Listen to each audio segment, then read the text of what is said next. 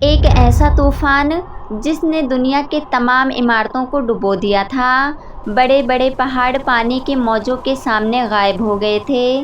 اس طوفان میں دنیا کی پوری آبادی ختم ہو چکی تھی، مگر ان بڑے بڑے عظیم موجوں کے اوپر صرف ایک کشتی تھی جو تیر رہی تھی، اور اس میں موجود 80 لوگ جو اس دنیا میں باقی رہ گئے تھے۔ یہی وہ لوگ تھے جنہوں نے دنیا کو دوبارہ آباد کیا اور نسل انسانی کو بچایا۔ آج سے 5000 سال قبل اس زمین پر یہ طوفان کیوں آیا؟ وہ کشتی کس کی تھی اور وہ لوگ کون تھے جو اس کشتی میں سوار ہو کر اس خطرناک طوفان سے خود کو بچا لیا تھا؟ اس ویڈیو میں ہم آج سے 1000 سال قبل آنے والی اس عظیم طوفان کے بارے میں جانیں گے، جسے طوفان نوح کے نام سے یاد کیا جاتا ہے۔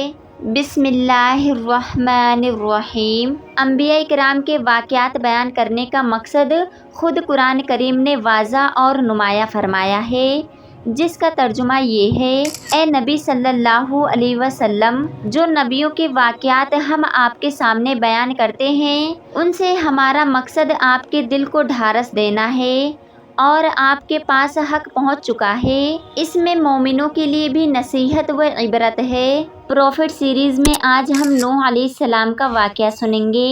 نوح علیہ السلام اللہ کے ایسے پیغمبر تھے جو تقریباً 950 سال تک زندہ رہے اور اللہ کی طرف لوگوں کو دعوت دی۔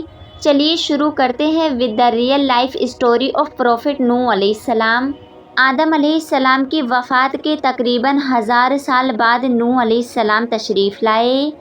آدم علیہ السلام کی نسلیں بہت نیک تھیں، پر تقریباً 1000 سال کے بعد شیطان نے ان لوگوں کو بہکایا کہ کچھ نیک اور بزرگ لوگوں کو یاد رکھنے کے لیے ان کے بت بنا لو، تو لوگوں نے کچھ بزرگوں کو عزت دینے کے لیے ان کے بت بنا لیے۔ اس وقت تو بتوں کی پوجا نہیں ہوئی، پر کچھ نسلوں کے بعد لوگ آہستہ آہستہ ان بتوں کو پوجنے لگ گئے۔ کفر اور شرک عام ہو گیا اور ایک اللہ کی عبادت بند ہو گئی۔ تب اللہ نے دنیا میں نوح علیہ السلام کو بھیجا۔ اس وقت انسانوں کی عمریں زیادہ ہوتی تھیں اور نوح علیہ السلام کی عمر تقریباً 950 سال تھی۔ نوح علیہ السلام نے لوگوں کو اللہ کی طرف دعوت دی۔ سورہ نوح میں اللہ فرماتا ہے: یقیناً ہم نے نوح کو ان کی قوم کی طرف بھیجا کہ اپنی قوم کو ڈراؤ اور خبردار کر دو، اس سے پہلے کہ ان کے پاس دردناک عذاب آئے۔ نوح علیہ السلام نے اپنی قوم سے فرمایا: اے میری قوم، میں تمہیں صاف صاف ڈرانے والا ہوں، تو تم اللہ کی عبادت کرو اور اس سے ڈرا کرو اور میرا کہنا مانو، تو وہ تمہارے گناہ بخش دے گا۔ نوح علیہ السلام تبلیغ کے سلسلے میں بہت محنت کرتے تھے۔ دن رات لوگوں کے گھروں اور اجتماعات میں جا کر انہیں دعوت دیتے تھے۔ انہیں یہ کرتے کرتے 950 سال گزر گئے، پر صرف چند لوگوں کے سوا کوئی ایمان نہیں لایا۔ نوح علیہ السلام کی قوم ان کا مذاق بناتی تھی اور کہتی تھی کہ اگر تم سچے ہو تو جس عذاب کا تم ہم سے وعدہ کرتے ہو اس کو لے آؤ۔ نوح علیہ السلام کی قوم سال در سال برائی میں آگے بڑھ گئی اور نوح علیہ السلام کو پریشان کرتی رہی، اور کوئی ایمان نہ لایا، صرف کچھ لوگوں کو چھوڑ کر۔ پھر اللہ نے نوح علیہ السلام کی طرف وحی کی اور فرمایا: آپ کی قوم میں سے جو ایمان لا چکا ہے ان کے سوا اب کوئی بھی ایمان نہیں لائے گا، بس اب آپ ان کاموں پر غمگین نہ ہوں۔ پھر جب اللہ نے وحی کر دی اور انہیں بتا دیا کہ اب کوئی ایمان نہیں لائے گا، تو وہ نا امید ہو گئے اور اپنی قوم کے لیے بد دعا کی کہ اے میرے پروردگار، تو کسی منکر کو روئے زمین پر زندہ نہ چھوڑ اور مومن مرد اور عورتوں کو بخش دے۔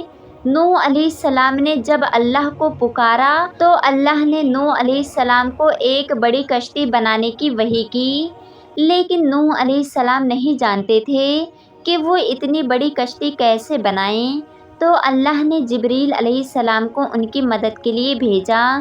نوح علیہ السلام ایک پہاڑ پہ رہتے تھے۔ ان کے آس پاس درخت نہیں تھے، نہ ہی پانی تھا، انہوں نے بہت سے درخت اگائے، پھر ان کو کاٹا اور پہاڑ پر بیٹھ کر کشتی تیار کرتے رہے۔ لوگ جب نوح علیہ السلام کو کشتی بناتے ہوئے دیکھا تو ان کا بہت مذاق بناتے اور کہتے، یہ کیسا مجنون ہے جو پہاڑ پہ کشتی بنا رہا ہے۔ دھیرے دھیرے بہت محنت کے بعد ایک بہت بڑی کشتی تیار ہو گئی۔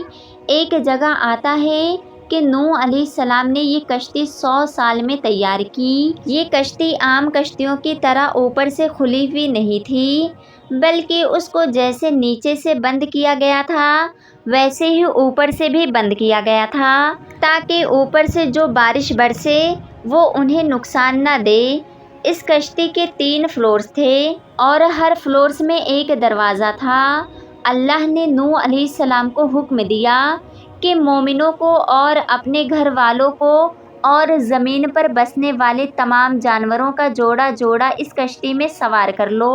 پھر اللہ نے آسمان اور زمین میں سے پانی کھول دیا اور سیلاب آ گیا۔ اس سیلاب نے دنیا میں رہنے والے انسان اور جانور سب کو غرق کر دیا۔ طوفان کا پانی پہاڑوں سے بھی اوپر ہو گیا اور صرف نوح علیہ السلام کی کشتی اس طوفان میں باقی رہی۔ اتنے بڑے نبی ہونے کے باوجود نوح علیہ السلام کا بیٹا کشتی پر نہ آیا۔ نوح علیہ السلام نے اسے پکارا کہ اے میرے بیٹے، اس کشتی میں آ جا اور کافروں کا ساتھی نہ بن، لیکن اس نے کہا کہ میں کسی پہاڑ کی چوٹی پر پناہ لے لوں گا جو مجھے اس پانی سے بچائے گی۔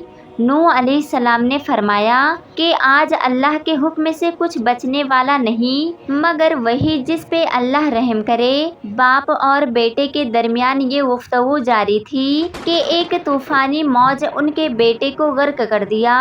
جب نوح علیہ السلام کے سامنے ان کا بیٹا غرق ہو گیا تو ان کی آنکھوں میں آنسو آ گئے اور وہ پکار اٹھے، اور تو نے مجھ سے وعدہ کیا تھا کہ میرے گھر والوں کو نجات عطا فرمائے گا، اور تو تمام حاکموں میں سے بہتر حاکم ہے، لہٰذا یہ ناممکن ہے کہ تیرا وعدہ پورا نہ ہو۔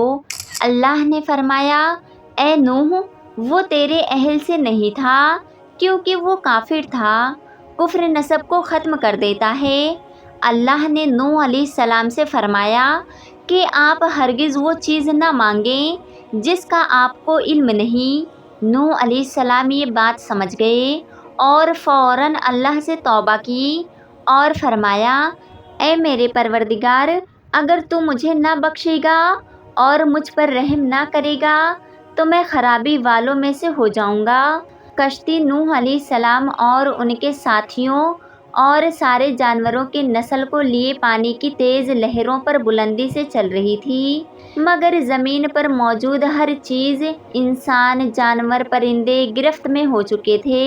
ان میں سے کوئی باقی نہ بچا تھا، اگر کوئی باقی بچا تھا تو وہ تھے کشتی والے۔ نوح علیہ السلام اور ان کے ساتھی 6 مہینے تک اس کشتی میں رہے۔ آخر اللہ کے حکم سے طوفان رک گیا۔ اللہ نے زمین کو حکم دیا کہ وہ پانی نگل جائے۔ زمین نے سارا پانی نگل لیا اور زمین خشک ہو گئی اور کشتی پہاڑ پر جا کر ٹھہر گئی۔ اب انہیں حکم ہوا کہ سلامتی کے ساتھ کشتی سے اتر آئیے۔ آپ سب پر برکتیں نازل ہو گئی اور ان نسلوں پر بھی جو آپ سے پیدا ہوں گی۔ پھر صرف نوح علیہ السلام سے آگے کی نسلیں شروع ہوئی اور زمین میں ان کی اولاد کے علاوہ کسی اور کی نسل باقی نہ رہی۔ سارے جانوروں کی نسلیں بھی یہیں سے پھر سے پیدا ہوئیں۔ نوح علیہ السلام کے 3 بیٹے تھے، سام، ہم اور یافز، جن سے دنیا کی نسل آگے بڑھی۔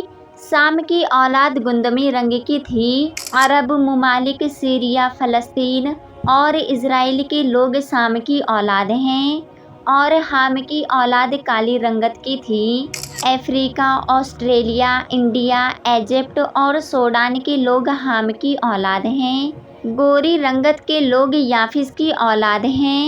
چائنا، جاپان، کوریا اور یورپ کے لوگ یافز کی نسل ہیں۔ اور نوح علیہ السلام کا چوتھا بیٹا، جو ایمان نہ لانے کی وجہ سے برباد کر دیا گیا تھا، اس کا نام کنعان تھا۔ اس سے کوئی نسل آگے نہیں بڑھی۔ قرآن میں اللہ نے فرمایا اور ہمیں نوح نے پکارا تو دیکھ لو ہم کیسی اچھی دعا قبول کرنے والے ہیں۔